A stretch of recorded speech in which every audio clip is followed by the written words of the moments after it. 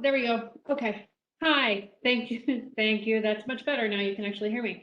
Um, I was just noticing I put myself on the little in front of the video down at the bottom, or in front of my screen at the bottom. It's the first time I've seen this particular effect. So I will move myself if I get in the way of any of the demo stuff. So let's jump in. We have several demos set up for you today. The first one I'm going to do, and then the next three will be transitioning to some other functionality that SNIA is doing. But we want to talk a little bit about what's going on with Swordfish, because it's a key element of what we're doing, not only in SNIA, but also in some work in the Open Fabrics Management Framework, which you can hear more about and see more about tomorrow as well. Before we jump into just wandering through the materials, what I wanted to do was just kind of give a little bit of a level set in terms of how Redfish and Swordfish are structured, so you can kind of see what we'll be walking through. The REST hierarchy for Redfish and Swordfish are very similar. Everything starts off of what we call the service root, which is /redfish/v1. V1 stands for protocol version 1. And within this, we have three different places for any type of element that we show, we represent information. The primary two are like here, this is a storage example. So you'll see like a logical structure. So /storage for storage devices, /systems for systems, /fabrics for fabric related things, which I'll show a little bit more of here in a minute. Then there's a collection of services. We won't spend any time on those other than to note there's a bunch of services available: events, account logging, authentication, security, certificate management, all sorts of things that you'd expect in an infrastructure. And then the other key piece here that partners with the logical view is the physical view, and the physical view is largely represented under the chassis. We call these any group of objects is called a collection. So if you see collection on here, that's what that means. But under the chassis collection. So this particular example, you can see this shows kind of where all the bits and pieces are for a storage system. And whether it's a traditional storage system or an NVMe storage system, we maintain the same hierarchy. So at the high level, you have /storage, and you can see the little yellow and purple over some of these overlays in here kind of show how this would work for an NVMe drive as well. You have storage, you have volumes, you have controllers. If you have some form of capacity, which here it would be drives, and those drives are aggregated into pools, and that the pool is where you create your volumes from. So this is kind of some of the basic pieces. There's a far more complexity available in the system, but just at a really high level, that's how things are structured. And if you want to map over the NVMe real quickly, you've got the high level, it's a subsystem. You also have controllers, even though these are more logical controllers than physical controllers. And then you can move into the pools, which are, again, groups of capacity. So depending on the type of NVMe device we're talking about, there may or may not be pools, because those groupings of underlying capacity sources come into play in more advanced systems. So if you're looking at simply a single drive, you wouldn't necessarily see all of that complexity. Okay, when I mentioned fabrics, because that's kind of what we're here for today, is to talk about how we manage fabrics. So there's obviously many types of fabrics out there, but storage, the use of fabrics for storage, or storage fabrics and storage fabric management, has been a key tenet of storage management since the advent of SANs. So within the Redfish hierarchy, we have a similar notion here where all of these storage logical elements are under /storage. You have the fabrics logical elements under fabrics. And there's two different things that we represent in this hierarchy. We do access rights, which use a combination of connections and endpoints. And then we have really the connectivity management, which is your classic fabric management kinds of things, where you have switches, endpoints, and zones, and you use those, the zones to do exactly what you do with zones. This Redfish zone is an abstracted concept, so that it does work across quite a few different fabric types. Okay. What I'm going to jump into next is talking a little bit about one of the tools we have. That we have a lot of different tools, but what I'm going to show you today is actually and how I'm going to highlight a lot of what Swordfish looks like is working through our emulator. And this emulator is one that DMTF has developed for Redfish, and we have extended on the Swordfish side to work as both a prototyping and development tool. So it supports very rapid instantiation. The whole thing's written in Python. It does allow, depending on how you're using it, static version, you could drop anything you want into it and it will just work. With the dynamic version, we are actually moving that to be more in compliance with that hierarchy I just showed you. So if you're trying to import things that are outside of the defined hierarchy, they're not going to show up. The other thing we can do is, because this is a nice little Python emulator, you can host it all over the place. It could be a standalone on your system, or even multiple instances on a single system in a Cloud Foundry or as Docker containers. And so I'll be showing off a couple of different pieces of that as well. When we look at kind of navigating around the system, that the previous diagrams kind of showed the basics, but not a pure instantiation. So what I'm going to do here is actually go back and forth a little bit between walk through what a simple a device might look like, and all of these are reflected in our mockup site, which is swordfishmockups.com. So you can navigate along.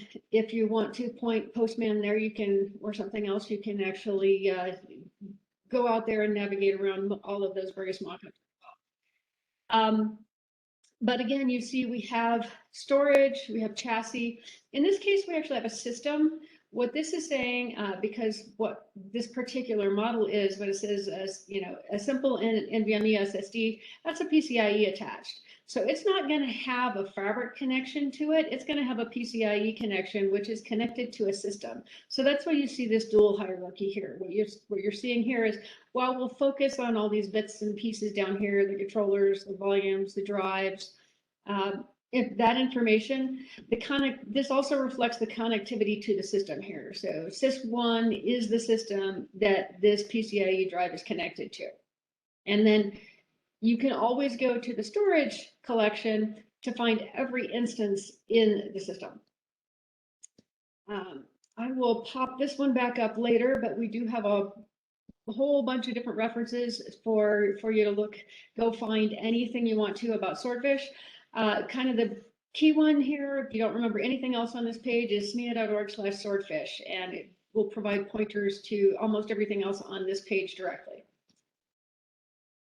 Okay, so jumping in a little bit, I've got a couple of different things here, one of which is I'm going to be using Postman to drive through and show interactions with the system. But what we want to do first is actually instantiate one of those emulator instances. And so to do that, I'm going to pick and come on. All right, hang on. Well,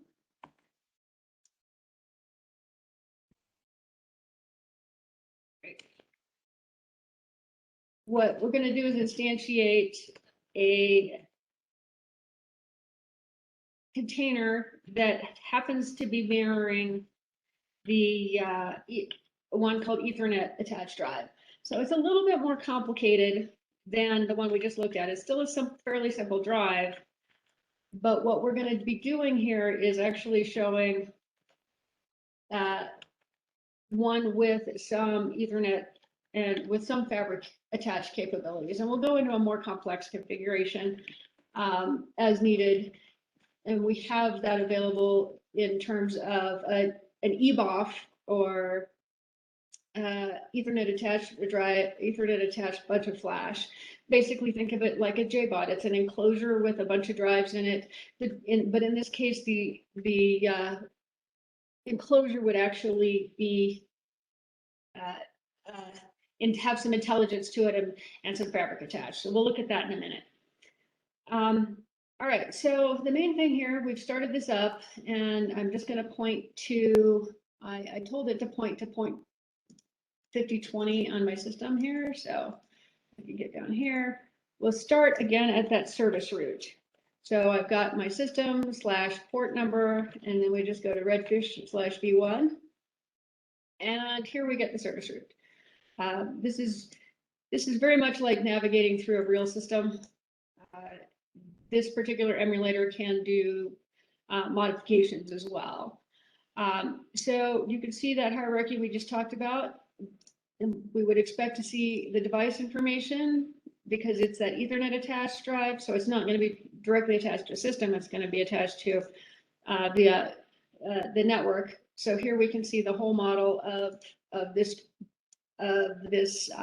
storage system, aka NVMe subsystem. And there's a lot of commonality in terms of how we do fabric management and what we'll show. And what we'll show here, this is a very simple case, but more complex fabric management. I'll walk through in a minute. So we have all the different pieces reflect up into this higher level object. There's a set of a few properties: name, status information. There's an ID. You can see these are all nice and sorted alphabetically, so they're not, you can't see them all grouped together. And it's really up to an implementation how they want to return back their properties. So here, this is a description that says, hey, this is an NVMe device, contains, blah, blah, blah. This is a general description that we have for anytime it is an NVMe subsystem. You'll see that. But again, we get back to what I showed in the earlier pictures, right? There's this controllers. The drive side reflects the physical constructs and looks very much like legacy and SAS SATA, fiber channel, pick your favorite flavor of drives. There's tremendous amount of consistency in the model. And so if we want to just, you'll also see these things called links around, and this one, in this case, this links, these are things that are objects that are related, not necessarily sub-objects. So in this case, this is said, what enclosure is this thing in? It's in this one named chassis IP attached drive. So we can hop over to that. And the last one in here, last but not least, just down at the bottom here, volumes. This is again what you'd expect to see from any kind of drive is here's my capacity, how my capacity is represented. And NVMe, those are namespaces, but within this model, all the namespaces are matched to volumes. So just kind of moving around a little bit, and I don't see the chat. Hang on, let me just pop this up. If anyone has any questions that want to pop up, please feel free. I think Phil is also aggregating some as we go too. So the IP attached drive, we go over here, we look at this, you're going to see properties exactly like you'd see from any other type of drive. And again, things like actions. In Redfish, an action is something like a reset, or an activity or a command or an operation, take your pick, of things that don't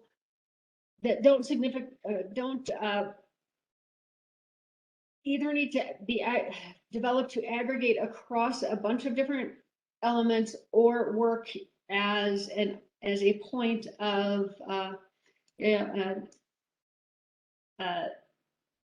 like a reset where you're not actually going to change the state when you come back. So, all right, so you can see here exactly what you'd expect to see from a drive.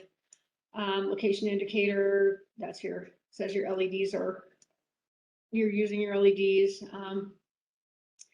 information about where it sits in a system. It says this one says it's in a slot. We haven't, that's not really part of this model, but it will be when we get to a bigger model. Then we get to, you know, all of these other fun properties, but it also includes then links back to the other bits of the namespace. So here, links, we can go back over then to the volume.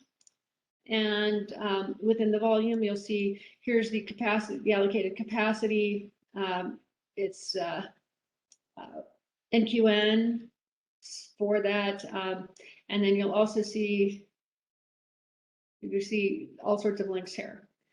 If we go back up to this, the storage device again, then we get into some of the connectivity, which is reflected in NVMe drives. It's reflected in the controllers. So that we have an IO controller, which is how determines the connectivity of devices to a host. And so that's what's modeled here. You can say which volumes, this one. Okay, and then that's the whole set of properties and supported protocols. So in this case, we're claiming NVMe support, Rocky V2, NVMe over Fabrics. So this is kind of all the basics of the modeling in those couple of different locations. If we switch over a little bit, I only have a few more minutes, so I'm not going to jump into doing a whole lot of modifications. I'd rather show you some different pieces here. One of the other ones that I have up is, I have a model that then gets us into the NVMe over Fabrics model. And so then we can start showing here a little bit more of the fabric modeling. So again, you can see all sorts of things here at the root: storage systems, registries, domains. But where we'll go next is what I showed in the second couple of diagrams, which is some of that fabric connectivity. So this particular one is an NVMe over Fabrics mockup that's not going to get, so this one, within this NVMe OF mockup, we can actually see that those access rights modeled. So you see that the connections here, and each connection then highlights how we manage access rights. So this includes, who gets access, what's the attributes, right? So a high level access specifying, read-write access to this and to this same volume we've been talking about, but then also who gets to access it. And that's what's defined in the endpoints. So these can be set up as global, or they can be restricted to, much more granular. And so in this case, we're saying, okay, this is the storage subsystem. This connection is for a network controller target. So it's just providing all of that connectivity that says anything coming in over this IP address and to this specific port is where this device is going to expose up. It's going to have full access from this IP address and this port name. And that then is mapped up conforming to NVMe or NVMe's virtual subsystem, virtual representation that's coming as part of additional definitions coming in shortly as part of NVMe 2.0. Okay, so let me stop there and just see if we have any questions. Otherwise, I will continue to drive around and just kind of show folks a little bit more of, what all is included in a Redfish and Swordfish implementation. Any questions?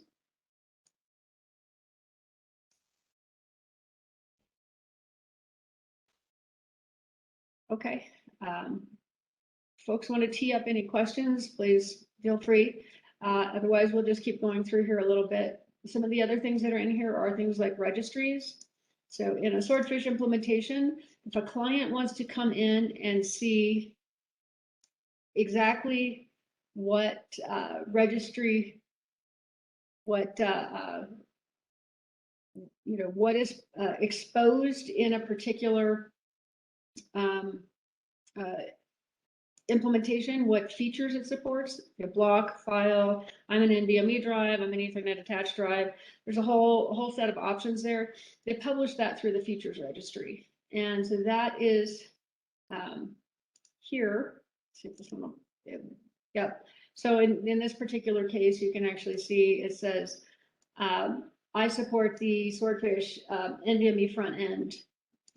So that conform, there's a profile that describes all of this and tells you exactly what features and functions you can expect to see implemented there. Let's see.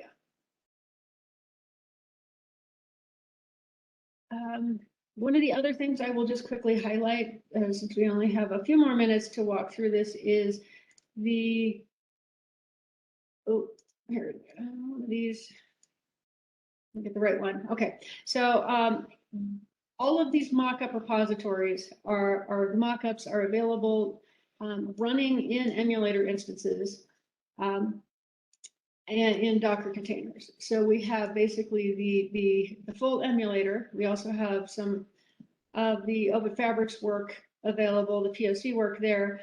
Every single version of our mockup is also available. Mockups are available, so folks can take these and play with individual ones directly on your own system if you want to use that as a starting point. The reason we've done this is actually exactly for that reason, is to support people who are working on their initial development. And so you can bring, say, the direct attach. Maybe you're working on supporting a direct attached storage device. You can start with these mockups. You can actually get familiar with it. You can change them a little bit, see how they work. And then you can also, within the emulator, turn the whole thing into a POC and just attach it to your actual system and feed up live information.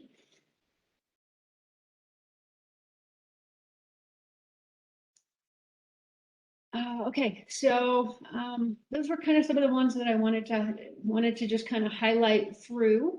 The other ones might be going into a little bit of information on, and let me go over. I said we would have Swordfish mockups, but what we have is, let me grab the complete URL. If we go to swordfishmockups.com, there. Again, reflecting all of this, but you can interact with these things statically as well. So if I wanted to say, let's go to the JBoF mockup, this is going to give me the direct link, and then I can use this. So here's the JBoF mockup.